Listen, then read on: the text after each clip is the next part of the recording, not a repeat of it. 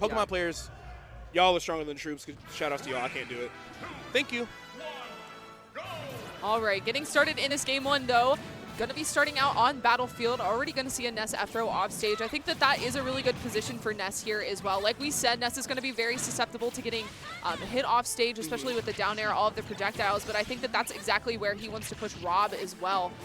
Ooh, yeah. That was a really nice grab there from Anathema as well. And I think down tilt is such a good tool for Rob. So that's going to be something that we're going to be seeing a lot when we're in these scrappy situations on the ground. Yeah, that's a great boxing tool. And also Ness, of course, has an incredible down tilt to box with as well, but Rob's far, far more disjointed. So I wouldn't be too surprised to see that. I like that nair into the up air. Not the best DI angle, but still alive. And I say that with love because no one DIs that properly. Yeah, no. It doesn't matter. It's year 7. We still don't know. You had a viral tweet asking about it years ago. You were like, yo, how do I DI Rob up air? And every pro was like, girl, we just pick a god and pray. Yeah, you crush bones, put him in a pot, say a little prayer. Rob Gucci told me to like DI towards his butt, and that kind of works a lot of the time, but not every time. Like kind of like in towards it, but I could be wrong. I don't know. I'm a bad person, so if I was a Rob player, I would just tell you the wrong thing. True. So I don't trust anything that anybody says. Go as directly up as possible. But either way, Ness was able to take the first stock, but Anathema firing back, getting these huge combos with gyro, and there it is! Quick 0 to death, nothing Ness could even do about it, and even if he did somehow survive, really easy for Rob to clean it up with an edge guard. So, strong start from Anathema, but Sparrow not letting that momentum get too far, still racking on a lot of damage right after. It's like the school bus taking the kid to school. Get on, we're going for a ride. I said buckle up. You got there fast. I do like that aggressive nair there from from Sparrow to cover the landing, because landing nair from Rob is a very strong tool for Rob to get a lot of those combos. But if you're throwing out a preemptive hitbox so that he's not able to land, that can be a really good way to shut that down. Yeah, it really, really can. And I feel like Sparrow's making pretty good decisions in the – oh, my God. Sometimes you just get Cyclops. He's making pretty good decisions as far as, like, when he wants to go engage in air-to-air interactions and not. I think the problem in this matchup is going to be that if Rob is going for, like, those nairs or fairs, it's normally a falling aerial, and he's really, really safe on the ground. Ness, on the other hand, when he's doing that pressure, it's a rising aerial, and Ness is very, very floaty. So if Sparrow tries to commit to going for, like, a fair that doesn't work out, Rob has a lot of time to find a punish and make these big openings. So, yeah, good stuff to Anathema either way, though, in this game one. Oh, yeah.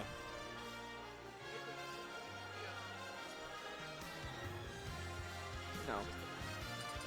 Thank you. I meant to ask about that earlier. Yeah, because I'm like, I'm kind of blind, guys. Okay. But, yeah, so game 2, going to be running it over to Hollow Bastion here.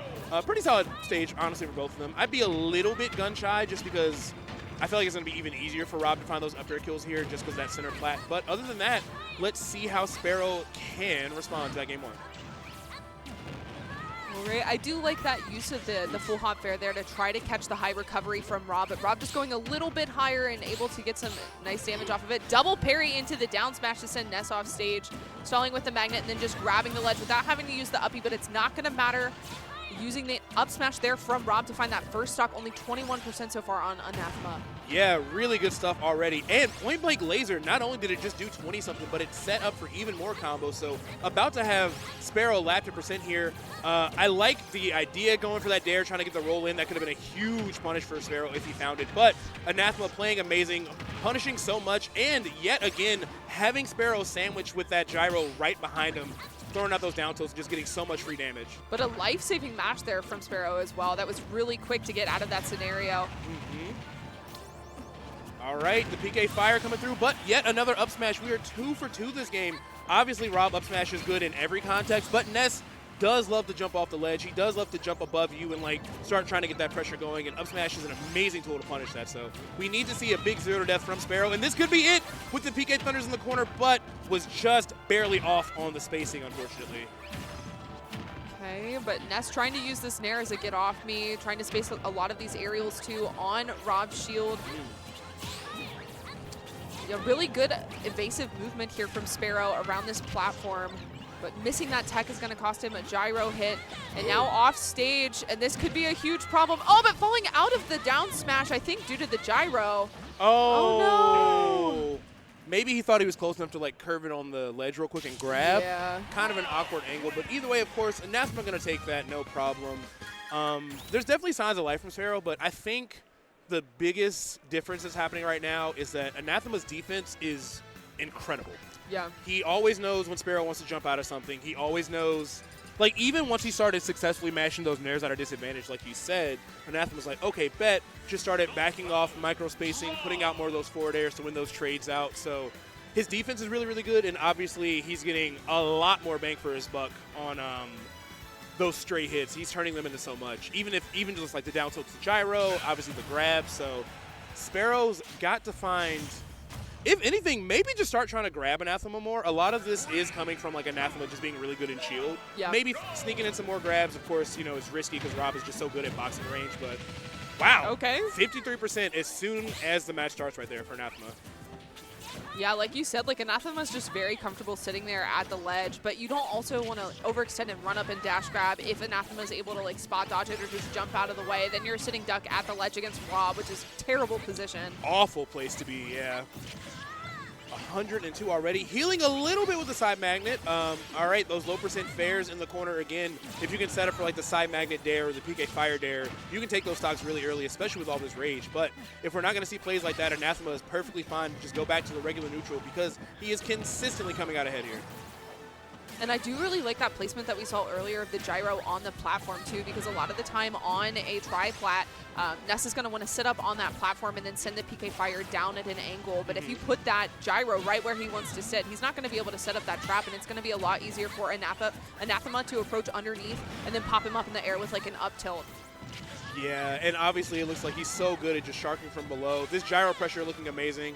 And that was one of the ones that Sparrow was like, I'm probably not going to make it back. At least maybe I'll try to get like an extra 5 or 10% because that was a rough angle, and Rob had so many ways to stop you there. So Anathema up a stock, but has taken a fair amount of percent. Sparrow's not terribly too far out of this. Just needs to be really careful on what he's going to try to punish here. Nice pressure. Okay, nice. Gets the back throw to send off stage. Now just trying to poke him with the PK Thunder. No longer has an air dodge, so yeah, but I understand that. Not wanting to overextend off stage because Rob is so scary. Yeah, I get it. And if he's wrong at all, that reversal is definitely a death sentence for Ness. Yeah. But, okay. Just kicking him. All right, you know what? F-tilt was very, very fresh. Going to go ahead and take that stock there. Great for Sparrow to still have a couple of tricks left in his book here. So, stock's even, but he's back in boxing range, but just 9 times out of 10, it feels like Anathema is going to win out in that scenario. Okay, not getting the punish there from Anathema, but not going to eat a huge punish on himself either. Going to get the berry here. But again, really good mash from Sparrow. Very consistently getting out of that berry and not eating a huge punish despite being at pretty high percent.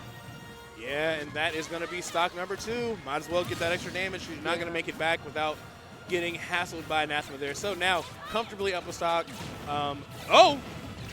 This could be the game. I think was just a little bit early. Tried to throw the gyro, but got fair instead there. But either way, still lots of damage, covering the platform. Just Sparrow getting carried coast to coast here. Anathema's just hanging out above and not really getting sharked below. So this is just kind of decided. Yep. Yeah, that trade on the fair was very unfortunate for Sparrow. Just pushing him off far enough that Rob would be able to run off stage and set up there with the side B. So really good stuff there to Anathema. Glad to see him back. And playing phenomenal so far in this bracket, but good stuff to Sparrow too. I think that was just really rough. Wasn't able to really pressure Anathema's shield effectively just because of how defensive Anathema was playing. Just really good stuff. Yeah. Somebody in chat, a lot of people in chat are really happy to see Anathema back. So Anathema, when you do watch this VOD, just know that you do have a lot of love and support out here. But I think he got the first 0 death, and somebody's like, yo, Unk still got it. Which is, Matt, calling Anathema an Unk is crazy. He's like probably not even 25, maybe 25, I don't know. But yeah, Unk still got it. We can say that for sure. So quick 3-0 from Anathema there. Sparrow definitely had some cool ideas when he was crossing up shield, had some fun ways to find like back throw, or that F-tilt kill was really neat. But all in all, Anathema was just getting way more damage out of those combos. Sparrow did find a lot of low percent PK fires, but it wasn't pushed to the edge like we see with like Syrup or Sind, where it's just like the full 0 death scenario or you're pushed off stage.